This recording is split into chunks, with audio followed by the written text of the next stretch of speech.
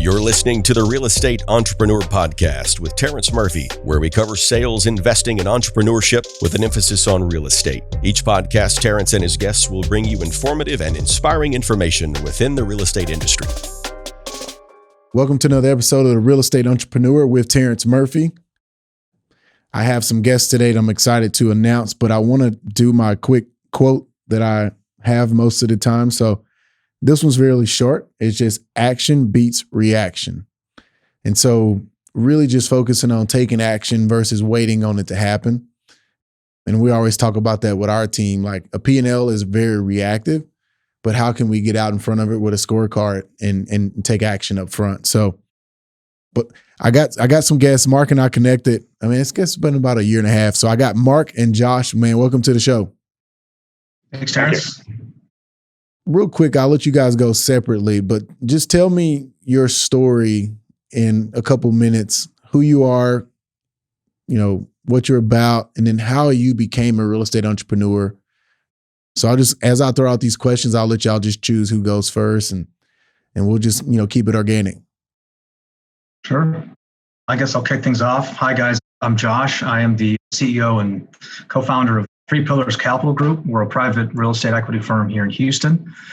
And our focus is purely on Class B and C value add multifamily. But, I got my start in real estate, not, I didn't go to school to study business. I didn't go to school with a real estate focus. I actually have an engineering background.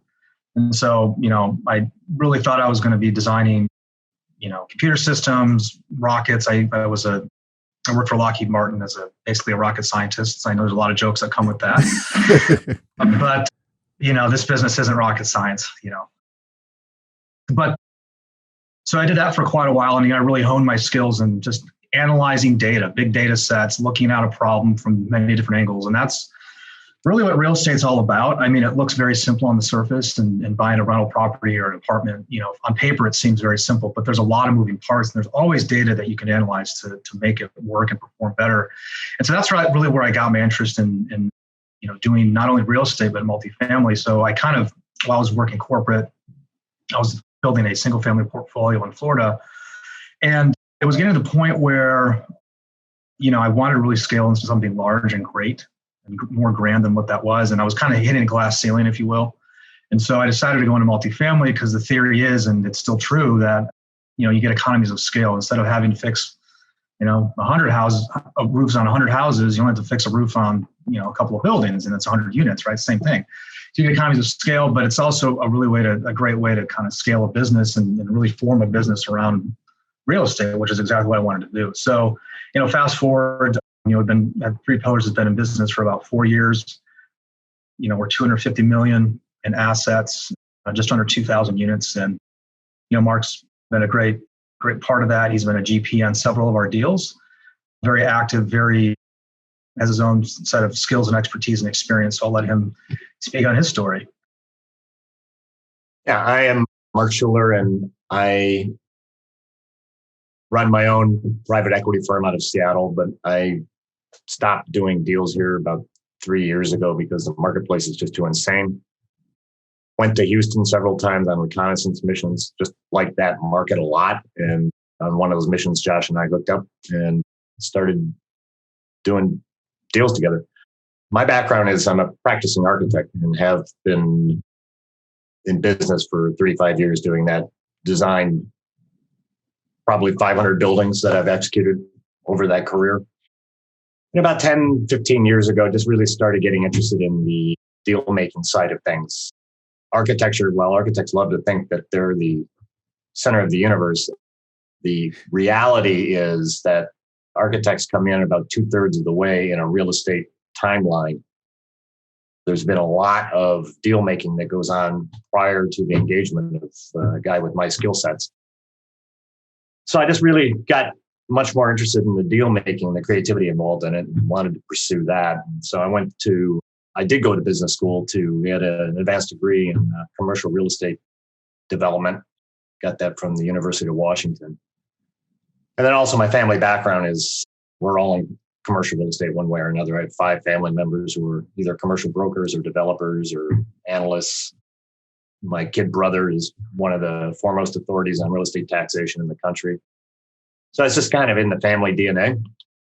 And yeah, just did my first deal probably 8 years ago, a little 31 unit, and have just been doing deals ever since. I've done big deals, I've done small deals, just kind of a deal junkie. And yeah, like I said, I met up with Josh about 5 years ago, and we have very similar temperaments and very similar goals in the business, but also we look at the very similar business model, which is a deep value add play. No, that's good. And I've just been the only guy I've ever met that kind of had the same sensibilities about this business as I do. So yeah, we're doing deals together. No, I love it, man. And we're going to dive into that, man. We'll appreciate y'all's just kind of background. And obviously you guys coming together have formed an amazing team. And, I've been keeping up with you. So congrats on that. Josh, I want to ask you this question. So I'll kind of volley them back and forth specifically. But you said you were building a single family rental portfolio. When did you feel like it was time to transition into multifamily? You kind of touched on it, but I want to dive into that because we have a lot of single family rental, duplex, townhome investors who are trying to transition into multifamily and they feel stuck. So let's talk about that. I think for me, it was, I pretty much had learned, I mean, there's always something to learn, right? But I felt like I had kind of was maxing out and coasting a little bit, with the buy, renovate, refinance model with, bigger pockets folks, you know what I'm talking about. The Burr method or whatever. Yeah. So I'd done that several deals and it just, I guess, really, to be honest, it wasn't fast enough. I mean, it was taking too long. It was too slow. And, I was trying to do something that I could, I'm setting up, something that I not only retire early on, but, set up, generational wealth, as they call it, for family and stuff. So it kind of the light bulb just went off. I'm like, okay, if I really want to do this, I need to figure out how to scale into something bigger. And the most efficient way that I understood and had read about was multifamily. Because you need, like I said earlier, it's one transaction to get into what would equate to maybe 100 transactions with single family, right? It's just a lot quicker. And so really it's kind of just a lot of things coming together, but really it was the speed. It wasn't fast enough for me, and I know a lot of guys have done quite well with single family, but I can tell you right now, if I would have stuck with trying to grow a portfolio of single family homes, I wouldn't be at 250 million in assets in 4 years. Wow. That's awesome, bro. And you said 2,000 units? Yeah, 2,000 units. Congrats. Thank you. Yeah, so I think and let's dive into this. So as you've moved into multifamily, obviously Mark's background as an architect, you as an investor, you came together. Why did you choose Class B and C? Do you feel like that's a very competitive, saturated space? So let's talk about the value add and first off, let's talk about being how do you rank a property? Because some people, I want to always bring it to basic terms. Now, I know we can start talking shops, start talking cap rates, equity multiples, and we'll get into that. But let's just go back to how do you rate your classes? What is an A class, B class, C class, whatever? Let's talk about that. What is that in the multifamily space?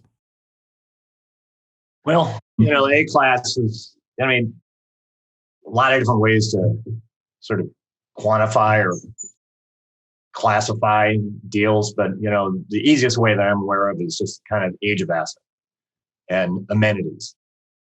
10 years and younger is typically A minus stuff with a lot of lifestyle amenities that are being designed into it now.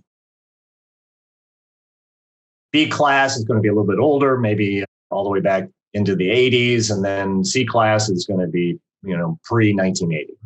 And I've legitimately bought D and F class buildings before and renovated them. So it has a lot to do with the design of the structure, which is near and dear to my heart because I design a lot of these buildings, but it's certainly also got a lot of, maybe getting into the weeds too much, but the way we design these structures now, there's a lot of life safety embedded into these designs. So certainly newer product is going to be a lot safer from a exiting and fire and life safety point of view than older product.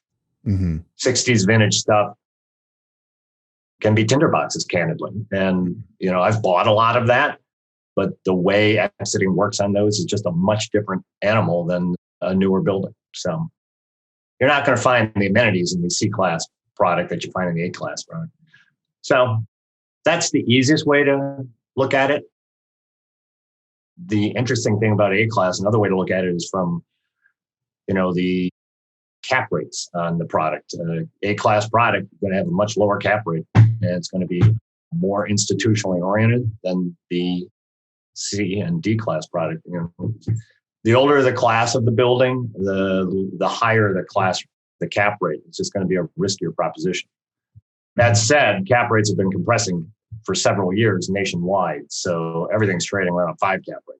So we expect that to kind of change here in the next couple of years, but right now that's kind of what I'm seeing. I'm sure Josh could say the same thing. Yeah. I'll just add the whole reason why, we focus on B and C is because, the thesis for us is, when times get tough and you enter a recessionary environment, people lose jobs, they get downgraded, right? They lose income. They're not going to just go live under a bridge.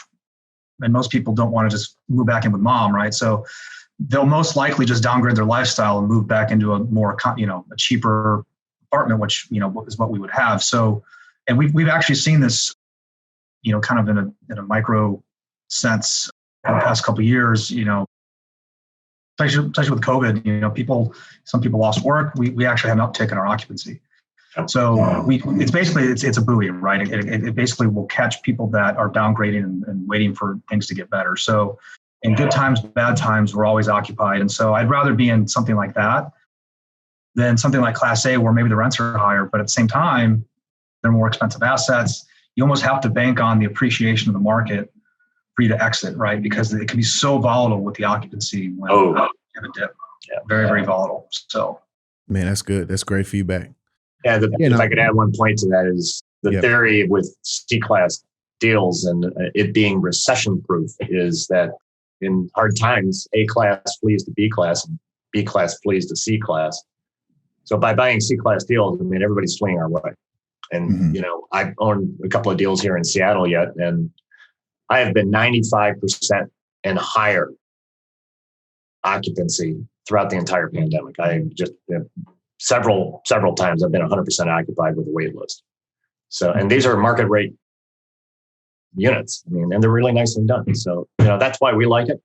Just seems to be a pretty good return with downgraded risk profile. So that's good, man. Yeah, I'm excited to keep diving into that. And I think to summarize, Class A, B, and C. Class A is 10 years or newer with amenities, and then obviously, a lower cap. B would be, I guess, the 2000s, early 2000s or to the 1980s, and then everything C class would be pre-1980s. So, because people are always asking. And that's a pretty good assessment. That's pretty good. You could argue the nuances of that, but that sounds about right. Yeah, that gives you a framework. Yeah, so one of the things I want to dive into now is when you look at a project, because like you said, it's so competitive, but there's so many apartments for sale. Like when you are looking at single family rentals, they call it the 1% ratio. So if I pay $1 million for something, I need to be at $10,000 a month in gross rent to even consider even looking at this, right? What are those kind of top 5 to 10 things that you guys look at as kind of a back of the napkin when I'm looking at a multifamily deal before I dive deep into it? What would that checklist be, and kind of walk me through y'all's mind and thought process when you're evaluating a deal? Yeah. We basically take a top-down approach. So, we're focused in Houston. Houston's a great market. It's just a fantastic market to be in multifamily. We basically will look at, let's take Houston as an example. We'll look at the pockets that we want to be in around. Houston's a massive city. It's second largest in the country, third largest, sorry.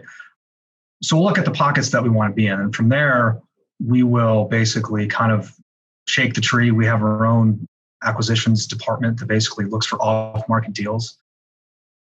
And then once we get a handful of deals, we underwrite them in that market. And then from there, we go even further and we find a deal that we like. We say, okay, well, is this an area that's next to, dense employment centers? Is there a lot of traffic that will go through here? It's not, we want to make sure we're not buying something that's way out in the boonies, because, you need that density and you need people that can work so they can pay you, right? It's just common sense. We look at that, and then we'll look at what are the comps in the area. Am I buying the most expensive asset in the area? And if I am, are the rents justified to get me to make up that paying that expensive price tag? So we'll basically definitely heavily shop the comps. And really, it starts with the rents, not so much the purchase price of the property, because that drives everything. That's your revenue. So we'll look at the current rents of the property, and then we'll look at the comps and say, okay, well, for one bedroom, if the average comp for the same thing is getting $750 a unit, and the current average rent here is $700, then if I actually go in and do a bunch of remodeling and update the units, I could probably get closer to not only $750, but probably $800 or $825, right? And then we have another comp set. We'll shop for post renovations and see that we're in line with what our targets are going to be. And then from that, if we can justify getting basically 8 to 10% cash on cash and close to a 20 IRR over 5 years, then we've got a winner, because the deal metrics do drive whether it's a good deal or not, right? I mean, our investors, they definitely have a certain appetite, and we want to deliver on that. But yeah, I guess long story short, it's kind of a top-down approach. But we're also, once we get down in the weeds, we really want to make sure that the data is there to support getting our pro forma. Love it. I can add a couple of points to that. Because we do this on a repetitive basis and we have a specific deal type that we look for, we really don't even need to get the financials from the seller to allow us to do a quick back of the envelope analysis. I mean, we know what, because of the rent comp survey that Josh was just describing, we have a pretty good handle on what the units will rent for. And then we also know what we can operate the property for with our personnel on the property. So we kind of know what the expense load is. So when you know both what the income is and what the expenses are, you can start working into the cash and IRR that Josh was just describing about. And you can weed out a lot of wheat from the chaff pretty quickly that way. And you can focus on the deals that really intrigue you and then get deeper, get actual financials from the owner and start a more serious underwriting process. But we're able to kind of really filter through a lot of deals pretty quickly and just find the ones that we like. I love it. So when we're talking about underwriting, because I actually just closed I was a GP co-GP on a deal in Orlando. We closed this week. It's a $35 million deal. Oh, congratulations. Yeah, I'm excited, man. So it was a good deal. And we can throw around these things, but I'm always just trying to bring it back for our audience. I never want them to feel like we're talking over their head, right? Right. We want to talk high level, but we want to make it relatable. So when we talk about underwriting, when you first tell me what is underwriting, and then how do you guys underwrite in your process? Do you have a custom spreadsheet that you do? Do you have certain bankers and lenders that what's your underwriting process once you say, hey, we've kind of got it down to 3 to 4 deals that we're really interested in? How would you underwrite? What's that process? Sure. Mark, you want to take the lead, or you want me to? Yeah, I'll take the lead. Okay. It's a loaded question. That is the secret sauce, right? Yeah. Yep. If you don't know how to underwrite a deal, you need to figure it out. It is an art and a science. There is a lot of empiricism. And this is what I love about multifamily that I never found in single family. I want to go back to something we talked about earlier. Single family, to me, is just betting on the come. It is speculation. It is not investing. You're just hoping that you can sell your product for a higher price than what your basis is in it. And you never know. Whereas multifamily is based, it's kind of like, a price to earnings ratio in the stock market. It's based on a multiple of cash flow, specifically the net operating income. And so you can develop these elaborate underwriting templates. Excel is, I don't know how anybody did multifamily prior to Excel. But you need to have your bona fides in Excel to be able to do this business. And there are a lot of courses out there you can take, and there's a lot of templates online and a lot of templates you can buy, but you've got to just bone up on your Excel skills. But candidly, what you need to be aware of in Excel is it's garbage in, garbage out. You need to know how to input the data so that you get real answers on the back end. And that just comes with experience. Yeah. But to specifically address your question, Terrence, is It is a big math problem. Multifamily is a huge math problem. And, and so that's what I love about it, because you can filter out all the emotions and just focused on the data sets. And it's very empirical, and the numbers tell a story. They don't lie. And so, Josh, why don't you Sure. take it from there and add No, something? I think that is really great what you mentioned. I'll just add that, if I could just paint a picture in a perfect world, you had a property and you had your rent roll and your T12, and you could operate it exactly the same way as that owner, and you knew that everything that was being presented to you was 100% factual and there was no variation. Underwriting would be extremely easy. That happens every day, by the way. Yeah, right.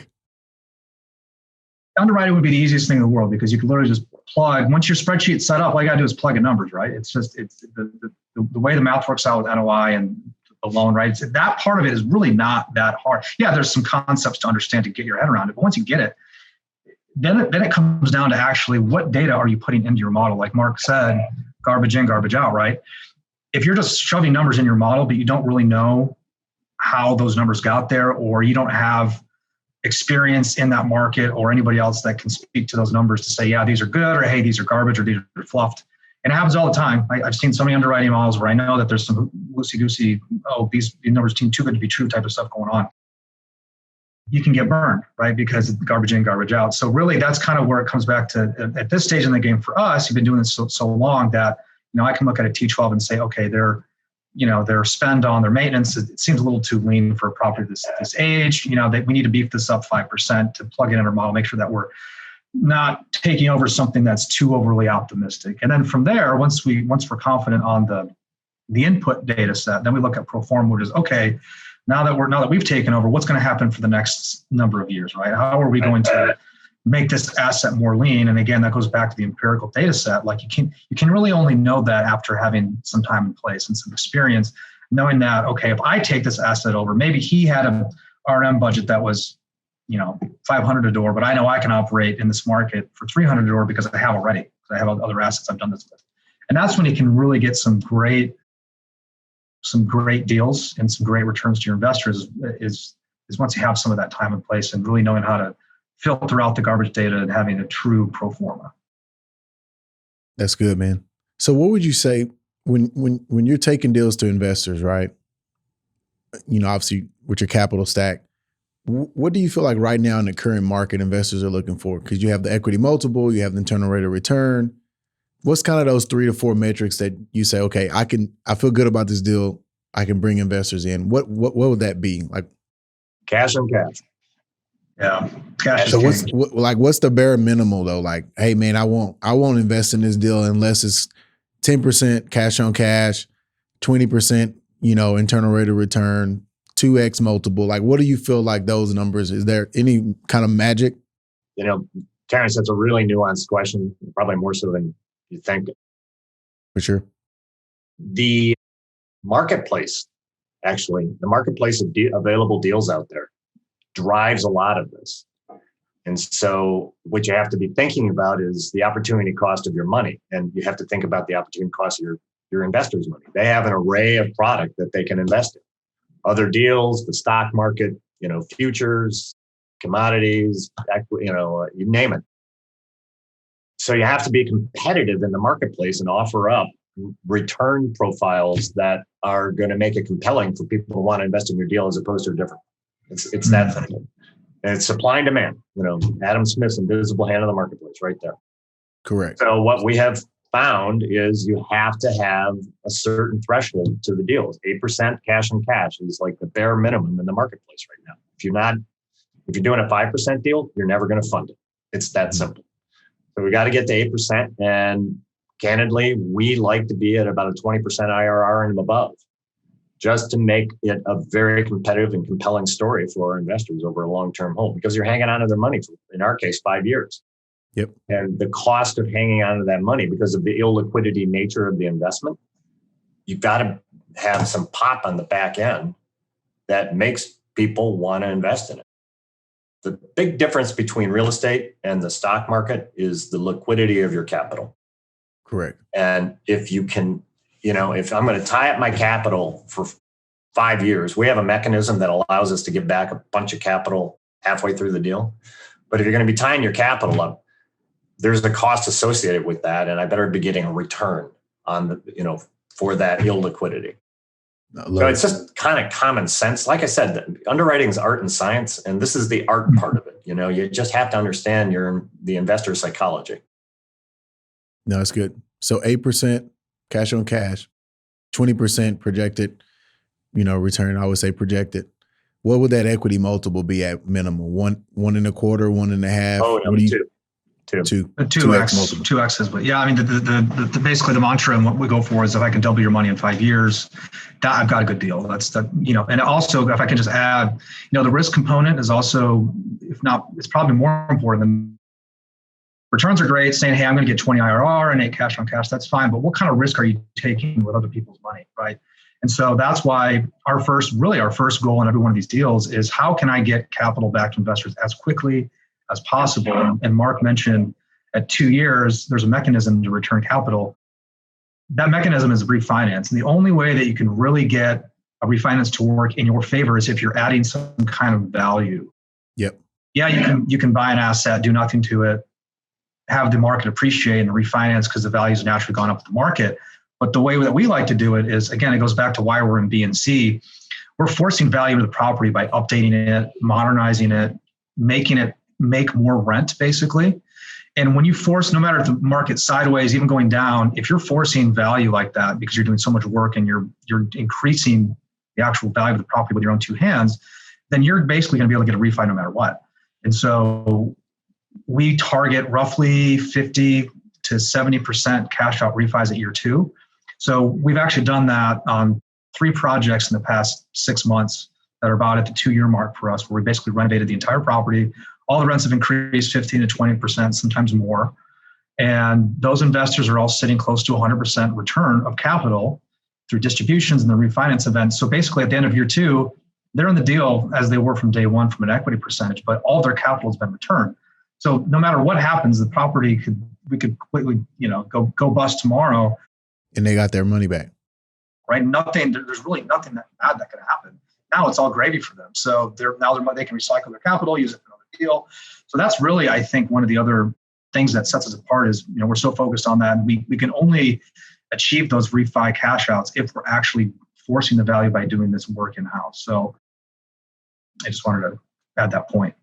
No, that's great. I actually have that as one of my points, which is forced equity is kind of what we call it. But you hit it. So no, that's really good, man. And I think the other thing in the multifamily space, if you see those guys and they don't last long in this space, but they refi and get their investors out and keep the deal. And it's like, man, you got to play the long game where you refi and keep them in, because then those are your partners and you want them on the next deal, right? So obviously you guys refi and let their investors stay in the deal, right? Mm-hmm. Yep. Yeah, we always give, sometimes there's liquidity events that happen. We do offer buyouts in some of our deals if investors, need their capital back. We will offer that. So it is a case by case. But yeah, I mean, if we want people to be repeat investors with us, and so, we want them to have that success story to tell their friends, because that's how we grow our network, right? If they got all their money back in 2 years and they've made these great returns and now they're in the deal for free, they're going to be inclined to tell their friends. Why wouldn't they, right? It's such a great thing. So we'd only be doing ourselves a disservice if we were to do what you're describing. Love it. So when we talk about the cap rates right now, how are you guys setting up your capital stack from a loan to value standpoint with the compressed cap rates and still hitting these kind of returns? Josh, take point on that one. Yeah, it's tough. Look, I mean, it is not easy. I mean, there's so much money chasing deals. I mean, with rates, for over a decade now, longer, being so low, money is trying to find a home.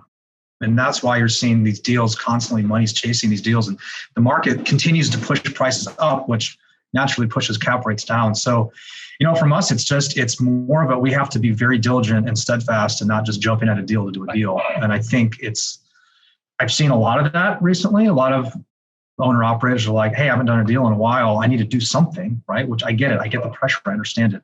But doing a deal for the sake of doing a deal, that's the quickest way to get burned and lose your entire reputation. So, if I have to go through twice as many deals to find one that makes sense and wait a little bit longer, I'll do that, because all it takes is one bad deal. As Mark says all the time, you're only as good as your last deal, right? So if I have a blow up deal that doesn't go well, then you think I'm going to be able to do more deals in the future? Probably not. So you have to be really diligent. Certainly not with those investments. Yeah. So loan to value, though, you guys are just 70-30. You're bringing 30% equity. That's kind of what you're setting up structure-wise on these Class B and C? Yeah. I mean, it's 70 to 80% depending on the lender. Mm-hmm. And I will say, the debt market has come back quite a bit since COVID. It took a little bit of a lot of players were out sitting on the sidelines while COVID was doing its thing.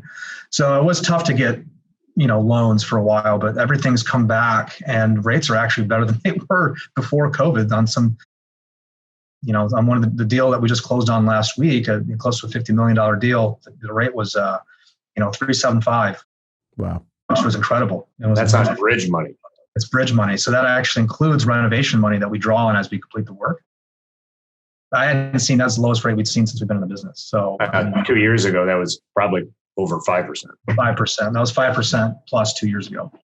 Well, that was leading me right to my next thing. I wanted to talk about it. So you guys just closed a $50 million deal, 384 units, and, deep value add. So let's walk through that deal.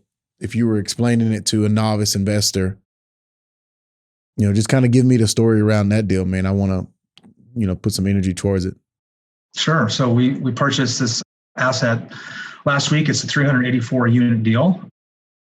It's definitely an older product, not ancient, right? It's built mid 70s. And the whole story behind it was, the owners had hired a third-party management company. And we've seen this so many times. Third-party managers very rarely work out well, because at the end of the day, they're motivated, they're fee-based, right? So as long as they're generating enough income for you to make their fee, they're happy, right? Because they're making money on the top line, but they're not really focused on the bottom line, which is where so much of the NOI generation can come from. So they'll pass on expenses that are bloated or just hire contractors all over the place that are super expensive without shopping or being competitive, getting competitive bids on things, and just completely blow up your NOI, right? And so basically what was happening is the manager that they had hired was just they were kind of middle par for the course. They weren't really improving the value of the property. And they weren't a vertically integrated company like we are. So they couldn't really control too many levers or turn many knobs to fix it, right? They could fire them and hire somebody else. But I've also seen that too. One property could go through 3 different management companies in a year, and it's just disastrous because there's too much turnover. Residents don't know who to talk to. It's crazy. So we're basically taking over this asset from basically undermanaged, mismanaged company that also ran out of money to do the renovation work on the interiors. So they spent a bunch of money on the outside, which is great. Leasing office is beautiful, right? The grounds look great, but they didn't modernize the units. And so if you're a resident and you're looking to, why are you really going to pay an extra $100 a month per unit because the leasing office was remodeled? No. Probably not, right? If your unit looks the same as the guy next door, but they have a nicer leasing office, it might get you in the door, but it's not going to convince you to rent from them, right? So our goal with this project is to go in and update the units like we do on all of our projects. This is like a luxury Class A look, and we have granite counters, designer lighting, travertine tile in the bathroom. It's really gorgeous remodels that we do, and actually forcing the value into the property through the mechanisms that actually drive value, which is increased rent. So our plan with this is to actually do that work and that modernization on the inside where it counts, get those rents up, and then generate 8 to 10% cash and 20 IRR for investors involved. So the next thing I want to dive into, you talked about exit earlier. So you, like you say, cash calls, you got those opportunities, you got refis opportunities in 2 years. What are you guys trying to do at year 5? Is that kind of the metric to get everybody whole, or what's the thought process and the strategy behind that 5-year mark? I mean, the goal of every multifamily investor, and it's sort of a unicorn goal, is to cash their investors out of the deal so that you could own the deal free and clear. I've never actually seen that successfully executed, maybe once or twice, I've heard about this in the urban lore, but I personally have never done that. And so, yeah, that's the question. What do you do in year 5? A lot of times it's just like a sale event and everybody gets their money. And then hopefully you've got another deal there ready to go where they can redeploy into that next deal and then kind of double down on their equity. Makes sense. If we could do that while holding on to the asset, that's just totally gravy for us. But like I said, I've never really seen that successfully executed. Yeah. I mean, ideally, we would sell at year 5 and we would hit the exit price that we need. But, if market changes, whatever, it's really hard to predict 5 years out. You do the best that you can, but nobody really knows. I mean, you don't have a crystal ball, right? You use the data that you have at the time to make an educated guess, right? So if for whatever reason you can't get out at year 5, as long as you've done the work and you're able to, increase the rents and at a minimum get investors made whole, then it takes a little bit of the pressure off. If you can't hit those exit prices at year 5, you have to extend because they're still making cash flow on money they've already had returned to them. So if they have to wait an extra year or 2 before you can hit that exit, most people don't complain. But I think the key is really getting investors made whole before you get to year 5. If you're just stringing them along with 8% a year and you get to year 5 and they've still got, do the math, 60% left in the deal, it's not going to be as good of a feeling versus, hey, you've got all your money back plus accrued pref and we got to hold it for an extra year. It's a much different conversation. Yeah. That's good. I wanted to add this point, it's the last 10 years. I mean, if you could walk and chew gum and swing a hammer, you could become a deal sponsor, right? Yep. It's about to get real very quickly here because cap rates follow interest rates. And we are in an upward trending interest rate environment right now. So a lot of people who have been doing deals for the last couple of years may come up on the short end of the stick because their assumptions at exit are getting blown up. They don't have enough. They have too low an exit cap rate programmed into their underwriting. So, I know that Josh and I have talked about this a little bit. I think we're going to have a lot more conversations about this going forward, but it's about to get very real for a lot of sponsors out there where their deals don't work at 5 years. And so they have to have this moment where it's like, okay, what do we do? Yeah. How are we going to make our investors whole? How are we going to give them the returns we promised? Again, you're only as good as your last deal and you don't want to come up short on this. So. No, that's good. Well, what I want to do now is I have rapid fire questions. So I'm just going to throw them at you. Just try to answer them real quick. And the bonus round. Yeah, that's the bonus round. We'll just go really quick. So what's the one lesson you wish you would have known when you got in the industry that you know now? If you could go back to yourself or as a rookie in the game, what would that be? Investor relations. For me, this business is all about the investors. It's not, as my construction background, I thought it was about the building. It has almost little to nothing to do with it. I mean, you've got to just manage your investors and you are dealing with people's money. So, and that's a very ongoing, nuanced lesson you have to learn. And we learn that every day. Love it. Josh, you want to jump that one or you want to go to next? I'd say, just to sum it up, really understanding the operational aspect of multifamily, I feel is very overlooked. Like most other people, when I jumped into business, I was super geeked out about, having my dream team and underwriting models that are perfect and, raising the capital, which is great. But the operational piece is the most overlooked, under-discussed point of it that really makes or breaks the entire model. So really having more of an emphasis on learning that earlier than I did. Okay. Next question. You guys kind of hit on this, but I'll bring it back. What's the biggest opportunity you see in the next 12 to 24 months in the real estate industry? I mean, I would say continuing B and C. I don't really see changing anything anytime soon. I mean, the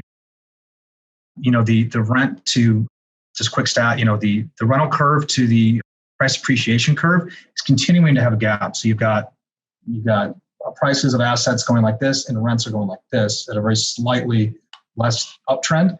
So basically what that means is that to go out and buy a brand new asset, the rents that you're going to get with that are not going to keep up with what you're paying for that asset. So the margins are going to continue to shrink.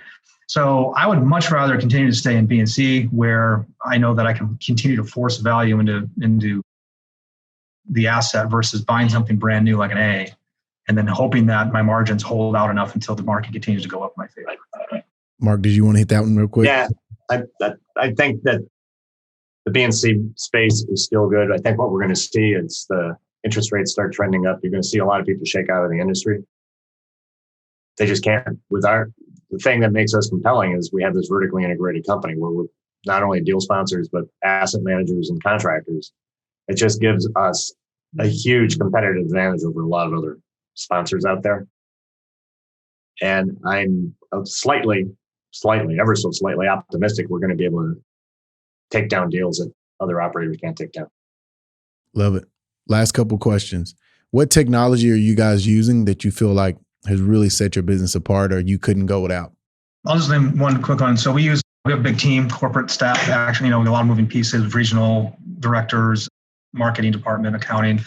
And we all communicate and keep on top of our project tasks through this website called Trello. It's an app for them too. But basically, it's a huge project board. You can put tasks here. You move them over when they're done. It's a great CRM type of visual that really helps us stay on top of all the moving parts every day. Love it. Mark? I use a lot of technology in my investor outreach.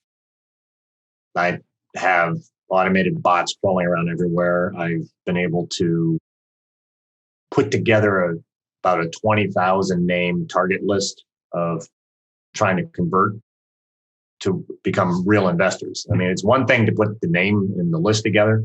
Conversion is the hard part. And so we're working on applications right now that kind of systematizes and automates the conversion process for us. So we're at the kind of 1/3 mark with that. And it's been very successful. We're really ramping it up and hopefully going to convert a lot more here in the near future. Love it. Is there a particular bot app that you're using or you've built it? We wrote it. Oh, I was going to say I have a whole back office team in India that does this for me. Love it, man. Love it. Love it. So you built your own proprietary software there. All right. What are you guys doing? So as real estate entrepreneurs, there's so much around how many deals we do and how awesome we are and how much billions and billions and millions. But what are you guys doing to invest back into yourself? Is there something in particular you're doing to invest in you as an entrepreneur? I can say for one, we're a very, very process-driven organization. That comes from my engineering background. You can't really scale anything or build anything grand unless there's a process in place. And so, us, I guess, pouring back on ourselves is refining every process from whether it's leasing, how you greet a resident on the phone, all the way to how you deal with an investor and in investor communications. All that stuff matters. And the more you can build processes around all these moving parts in your business, the more strong and successful you're going to be. I think, just growing in the business forces you to grow as a human being. And, we're all driven in this line of work. There's no question about it, almost obsessively so. And, as you get into it and get a few deals under your belt, you kind of soften your rough edges a little bit. And yeah, you put processes in place, but it's, the human element for me that I find compelling. I mean, basically what we do is workforce housing. And yeah, we're putting out the best product, I think, in the marketplace right now. So there's a social mission to what we do. We're trying to create a safe environment for our tenants to live in. You can't do that without it having an impact on you. And there's the good and the bad sides to it. We all have our war stories, but at the end of the day, you're just trying to put out a good product and do good work. So I just keep coming back to that day in and day out. Love it, Mark. Last two questions. We have all our guests on the Real Estate Entrepreneur Podcast bring a book or a book suggestion to our audience. What's the one book that you want to suggest to our audience that has made an impact in your life, personally, professionally? What is that book? Well, I can tell you, I'm actually listening to an audiobook right now, and I'm almost done with it. It's really good. It's called Harder Than I Thought: Adventures of a 21st Century Leader, which I think it's been a fun book to listen to because it's, running an organization or a company 20 years ago, completely night and day different than what it is today. No matter you're small, large, a behemoth corporation, there's just so much more you have to deal with now. technology has been a blessing and a curse with that. So that's been very helpful for me in just navigating my position as the leader here. I'm just handling that better. I have to look at my bookshelf here, so give me a second. Current read for me is about capital raising. Actually, I've got two. Along with Josh was talking about, I'm reading Satya Nadella's latest book called Hit Refresh. And Satya Nadella is the CEO of Microsoft and comes at leadership from an empathic point of view. He has an autistic child, I believe. And so it really taught him to, and that's what I love about this book, is to kind of look at beyond the systems and processes and running, being a leader, but also kind of looking at it from an empathic point of view. It's kind of an interesting read. Another book I'm reading, which is more geeky, but it's Raising Capital for Real Estate, Hunter Thompson. Put a plug in from a guy. Really good book about the realities of raising capital, but how to do it very professionally. Yeah. That has transformed the way I just think about that end of the business. And really, raising capital, getting investors is over half the business. Doesn't have, and it's complicated. So those are my two reads right now. Love it, man. Well, I appreciate you guys. So what's the final thoughts?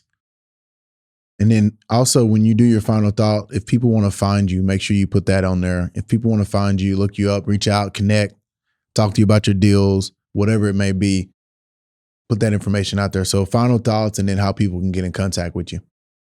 Final thought for me is, we got into this particular business for a reason because, I have vetted, Mark has vetted pretty much every other asset class available. And we have come to the conclusion that multifamily value add B and C is the best risk to reward ratio that you can ever find. And so it's a reason why, I also was in the hedge fund business for several years, know all about stocks, all that stuff, right? It's a reason why I'm here today doing this full time and 4 years later, haven't even looked back. Because it's the best risk reward you can find out there, and so that's the whole reason I'm in this business. And to add to that, like Mark said, we're doing a really good thing here. We're improving assets, workforce housing, where most of these people, the options they have are pretty crappy. I mean, they don't. A lot of the owners can operate them like slumlords. They have no pride in the property. We take the different approach where we actually want to make these places where people are proud to call home, and we'll pay the money for it. And so. That's what I'll say about that. And then as far as how you can reach me, I'm on LinkedIn, Josh Welch, threepillarscapitalgroup.com is our website. And thanks for having me, Terrence. Appreciate you, brother. Yeah, I can be reached at investor@SGREinvestments, that's plural.com. I just kind of leave with one point, it's, just on the workforce housing thing, when I went to architecture school 40 years ago, my application essay was about affordable housing. I firmly have always believed in it. I've always wanted to do it. I've always wanted to be a housing developer. I just find that this is the best way for me to fulfill that desire and stay true to the mission. I just have always believed that everybody is entitled to have a dignified place to have their head hit the pillow at night. And, and I have bought some legitimate F-class deals that were just poorly, not just poorly. I mean, they were just slums. These things were terrible. I mean, the roofs were holes in them. The lids are falling on the people. And, to kind of turn that around in under 2 years and have it be a kind of trophy asset for me now. Here in Seattle is one in particular I'm thinking of. Makes me feel good. I mean, I feel like I've done a good mission, societal mission that way. So, that's kind of what keeps me going in the business, because a lot of headaches. I'll tell you that right now. If you didn't have something to get you out of bed in the morning, you don't want to do this business. It's a lot of brain damage. Yeah. So, well, appreciate y'all, man. Thank y'all so much for being on the show, and we'll stay in touch, and hopefully we can co-GP a deal down the road. We'd love to. Let's talk about it. Yeah. Yeah, I would love to, man. So let's connect about that and Man, great information. I feel like the audience is really going to have some tactical steps and things that they can take from this podcast and not be, intimidated by the B and C property, right? And so thank y'all so much for being on the show. Thanks for your information. If I can help you guys in any way, man, y'all just let me know. Will do. All right. Thanks, Terrence. Appreciate it today. All right. I'll reach out to y'all soon, man. Would love to drive down to Houston and have lunch and connect and just talk. Awesome. That's good. Love to meet you in person. All right. See you soon. Great job, man. Thank you for tuning into this week's episode of The Real Estate Entrepreneur with Terrence Murphy. Please subscribe on whichever platform you are listening and consider leaving a 5-star review, as that will help us gain traction and continue to bring you knowledge in the real estate industry. For more content, head over to terrencemurphy.com.